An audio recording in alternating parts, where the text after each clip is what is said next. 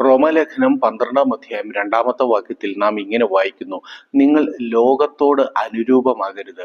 ലോകത്തോട് അനുരൂപമാകരുത് എന്നുള്ളിടത്ത് ഉപയോഗിച്ചിരിക്കുന്ന ഗ്രീക്ക് വാക്ക് എന്ന് പറയുന്നത് സൂസ്കെ മാറ്റിഡ്സോ എന്നാണ്. എന്ന് പറഞ്ഞാൽ ലോകത്തിൻ്റെ അച്ചിലേക്ക്, മോൾഡിലേക്ക് നിങ്ങൾ വീഴരുത് എന്നുള്ളതാണ് അതിൻ്റെ അർത്ഥം. എന്ന് പറഞ്ഞാൽ നാം ഒരു ഷോപ്പിൽ പോയി കപ്പ് വാങ്ങിക്കാൻ ചെല്ലുകയാണെങ്കിൽ അവിടെ കപ്പ് കാണുമ്പോഴേ നമുക്ക് മനസ്സിലാകും അതിൻ്റെ മുകളിൽ ഒരിക്കലും കപ്പ് ഇത് കപ്പാണ് എന്ന് എഴുതി വെച്ചിട്ടില്ല. പക്ഷെ അത് കാണുമ്പോൾ നമുക്ക് മനസ്സിലാവും അത് കപ്പാണ്, നമ്മൾ ആഗ്രഹിച്ച സാധനം തന്നെയാണ് അത് എന്ന് നമുക്ക് മനസ്സിലാകും. അതുപോലെ ഒരാൾ ആത്മീയനാണോ ജഡികനാണോ എന്ന് ആത്മലോകത്തിന് അവനെ കാണുമ്പോഴേ മനസ്സിലാകും.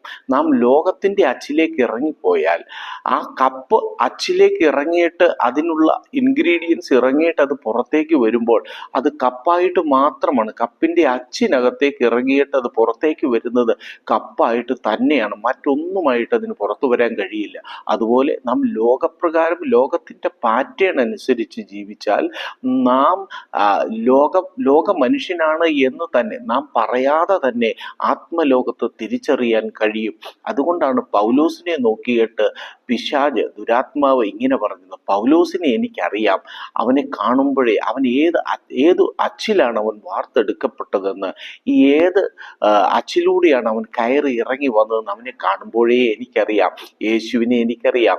അതുകൊണ്ട് ദൈവത്തിൻ്റെ തിരുവചനം പറയുന്നു, നാം ഏത് അച്ചിലൂടെയാണോ കയറി ഇറങ്ങുന്നത്, ദൈവത്തിൻ്റെ വചനമാകുന്ന അച്ചിലൂടെ കയറി ഇറങ്ങിയാൽ, ആ മോൾഡിലൂടെ വന്നാൽ നമ്മളെ കാണുമ്പോഴേ ആത്മലോകം തിരിച്ചറിയും. എന്നാൽ ലോകത്തിൻ്റെ പാറ്റേണിൽ ജീവിച്ചാലും നമുക്ക് ലോകത്തിൽ നിന്നാണ് നാം ലോക മനുഷ്യനാണ് എന്നുള്ളത് ആത്മലോകത്തിന് നമ്മളെ കാണുമ്പോൾ തന്നെ തിരിച്ചറിയാൻ കഴിയും.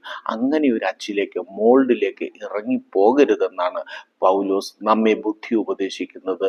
സൂസ്കെ മാറ്റിഡ്സോ, നിങ്ങൾ ലോകത്തിന് അനുരൂപമാകരുത്.